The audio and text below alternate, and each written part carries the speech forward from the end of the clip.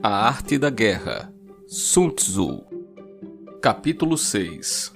Pontos fortes e fracos. Não repete as táticas que te fizeram vencer. Deixa que teus métodos sejam regulados pela infinita variedade de circunstâncias.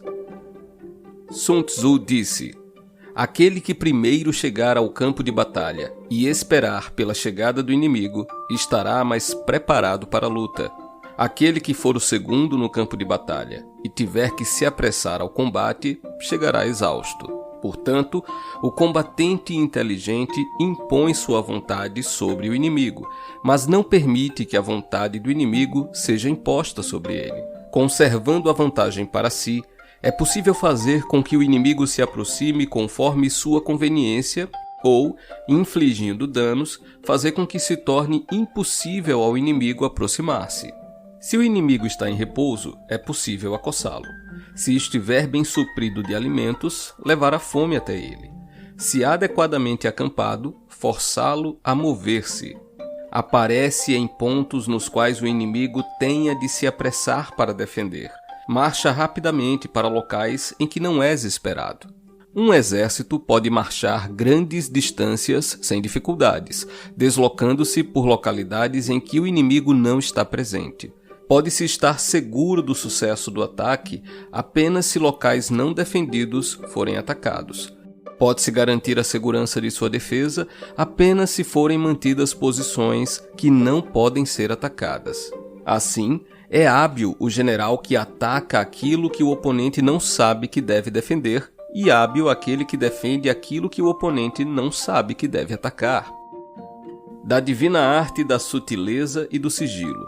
Por meio dela, aprendemos a ser invisíveis, por meio dela, inaudíveis, e assim, podemos ter o destino do inimigo em nossas mãos. Podes avançar e ser absolutamente irresistível se atuares sobre os pontos fracos do inimigo.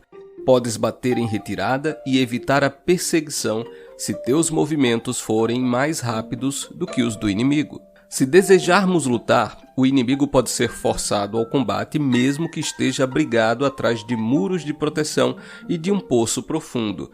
Tudo o que temos de fazer é atacar outro local que ele seja obrigado a desproteger. Se não desejamos lutar, podemos impedir que o inimigo nos force, mesmo que a linha de nosso acampamento seja um mero traço no chão.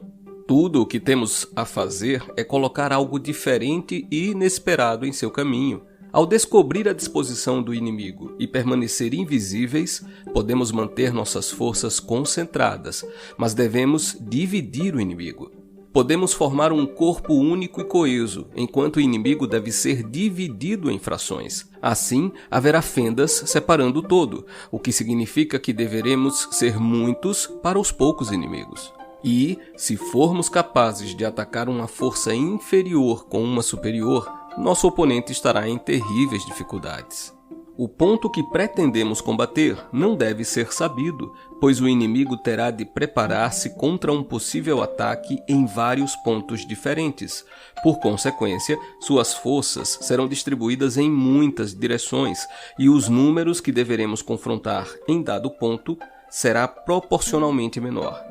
Se o inimigo tem de reforçar sua frente de batalha, sua retaguarda será enfraquecida. Se reforçar a retaguarda, sua frente será enfraquecida. Se reforçar sua esquerda, sua direita será enfraquecida. Se reforçar sua direita, a esquerda será enfraquecida. Se enviar reforços para todos os flancos, ficará enfraquecido em todos os pontos. A inferioridade numérica advém do fato de ter que se preparar contra possíveis ataques. Superioridade numérica de forçar nosso adversário a fazer esse preparo contra nós. Sabendo o local e o dia da batalha que virá, podemos nos concentrar a grande distância para combater. Porém, se nem o dia nem o local são conhecidos, então o fronte esquerdo estará impotente para socorrer o direito. O direito, igualmente impotente para socorrer o esquerdo. A frente, incapaz de socorrer a retaguarda, ou a retaguarda de apoiar a frente. Pior ainda, se os flancos mais distantes do exército estiverem separados por uma centena de metros e, mesmo os mais próximos, separados por vários metros. Embora, de acordo com as minhas estimativas, os soldados de Yue excedam os nossos em número, isso não lhes deverá trazer uma vantagem para a vitória. Portanto, eu digo que a vitória pode ser obtida. Embora o inimigo seja em número maior, podemos evitar que ele lute, esquematizando de modo a descobrir seus planos ou as possibilidades de seu sucesso, despertá-lo e aprender os princípios de sua atividade e inatividade. Forçá-lo a revelar-se, de forma a descobrir seus pontos vulneráveis. Cuidadosamente comparar o exército opositor com o teu próprio, para poder saber onde a força é abundante e onde é deficiente. Ao fazer disposições táticas, o melhor passo que se pode dar é ocultá-las. Oculta tuas disposições e estará a salvo da bisbilhotice do mais astuto dos espiões e das maquinações do mais sagaz dos cérebros. Como a vitória pode ser produzida com base nas próprias táticas do inimigo? E isso é o que o povo não consegue compreender. Todos podem ver as táticas por meio das quais eu conquisto, mas o que ninguém pode ver é a estratégia utilizada que evolui para a vitória. Não repete as táticas que te fizeram vencer, deixa que teus métodos sejam regulados pela infinita variedade de circunstâncias. Táticas militares são como águas que fluem, pois a água, em seu curso natural, precipita-se dos locais altos para baixo. Do mesmo modo, na guerra, o caminho é evitar o que é forte e atacar o que é fraco. A água molda seu curso de acordo com a natureza do solo sobre o qual ela flui. O soldado realiza sua vitória de acordo com o inimigo que está enfrentando. Portanto, tanto quanto a água que não possui forma constante, na guerra não existem condições constantes. Aquele que consegue modificar suas táticas em relação a seu oponente e assim obter a vitória pode ser chamado de capitão nascido dos céus. Os 5 elementos, água, fogo, madeira, metal e terra, não são igualmente predominantes. As 4 estações permitem sua alternância. Há dias longos e curtos. A lua tem suas fases de minguante e crescente.